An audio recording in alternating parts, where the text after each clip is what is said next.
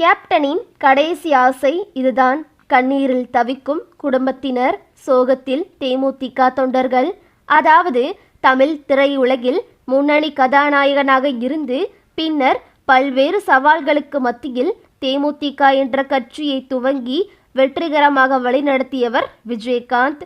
அதிமுக கட்சியுடன் கூட்டணி வைத்து மிகப்பெரிய வாக்கு சதவீதத்தில் வெற்றி பெற்ற விஜயகாந்த் பின்னர் ஜெயலலிதாவுடன் ஏற்பட்ட கருத்து வேறுபாடு காரணமாக எதிர்க்கட்சியாக செயல்பட்டு வந்தார்.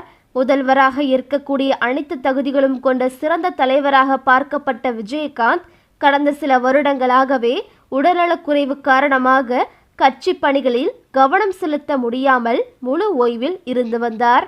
இந்த நிலையில் நிமோனியா பிரச்சனையால் பாதிக்கப்பட்ட விஜயகாந்துக்கு மூச்சு விடுவதில் சிரமம் ஏற்பட்டதை தொடர்ந்து டிசம்பர் 27 சென்னையில் உள்ள மியாட் மருத்துவமனையில் அனுமதிக்கப்பட்டார். மருத்துவர்கள் தீவிர சிகிச்சை அளித்த போதிலும் சிகிச்சை பலனின்றி 28 காலை அவர் உயிரிழந்தார்.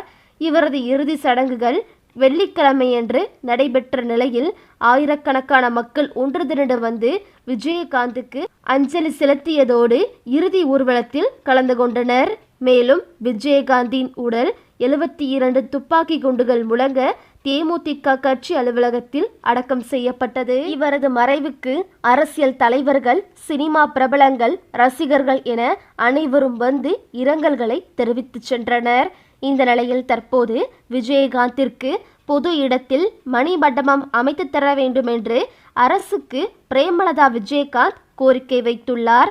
இது தொடர்பாக செய்தியாளர்களை சந்தித்து பேசிய அவர், கேப்டனுக்கு தலைமை கழகத்திலேயே மிகப்பெரிய சமாதி அமையவிருக்கிறோம். நீங்கள் எல்லோரும் கேப்டன் விஜயகாந்திற்கு மண்ணெடுத்து போட்டு இறுதி மரியாதை செய்ய வேண்டும் என்றுதான் நான் விரும்பினேன். ஊருக்கே சோறு போட்ட அவர் இல்லை என்றபோது எங்களால் சாப்பிட முடியவில்லை. எங்களுக்கு ஒவ்வொரு சோற்று பருக்கையிலும் கேப்டன் முகம்தான் தெரிகிறது என்று கூறினார். இந்த நிலையில் கோயம்பேட்டில் ஆண்டாள் அழகர் திருமண மண்டபம் அருகே உள்ள வளைவு சந்திப்பு சாலைக்கு கேப்டன் விஜயகாந்த் சதுக்கம் என பெயரிடப்படும் என்று தமிழக முதல்வர் ஸ்டாலின் அறிவித்துள்ளார். இந்த செய்தி கேப்டன் விஜயகாந்த் ரசிகர்கள் மற்றும் கட்சிக்காரர்கள் மேலும் பொதுமக்களிடையே பெரும் உற்சாகத்தை ஏற்படுத்தியுள்ளது.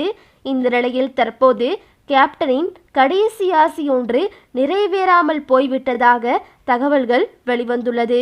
அது என்ன அப்படின்னு பார்த்தீங்கன்னா, தன்னுடைய மரணத்திற்கு முன்பு தன்னுடைய இரு மகன்களின் திருமணத்தையும் பார்க்க வேண்டும் என்பதுதான் கேப்டனின் கடைசி ஆசை என்றும் கூறி வருகின்றனர்.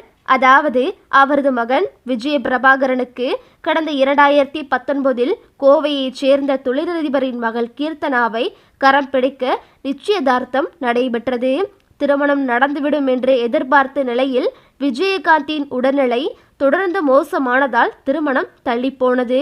மேலும் மகனின் திருமணம் பிரதமர், அரசியல் தலைவர்கள், மேலும் பொதுமக்கள், ரசிகர்கள் என்று பலரும் வந்து சேரும் வகையில் மிகவும் கோலாகலமாக நடத்த வேண்டும் என்று விஜயகாந்த் ஆசைப்பட்டு காத்திருந்ததாகவும், பின் விஜயகாந்தின் உடல்நலக்குறைவு ஏற்படவே திருமணம் தள்ளி சென்று நடக்காமல் போனதாகவும் கூறப்படுகிறது. தன்னுடைய இரு மகன்களின் திருமணத்தை பார்க்க முடியாமலே தற்போது அவர் இறந்துவிட்டார் என்று தற்போது பிரேமலதாவே கதறி வருவதாகவும் தகவல்கள் வெளிவந்துள்ளது.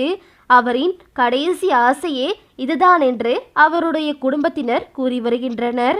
இந்த செய்தி அவருடைய ரசிகர்கள் மத்தியில் பெரும் சோகத்தை ஏற்படுத்தியுள்ளது.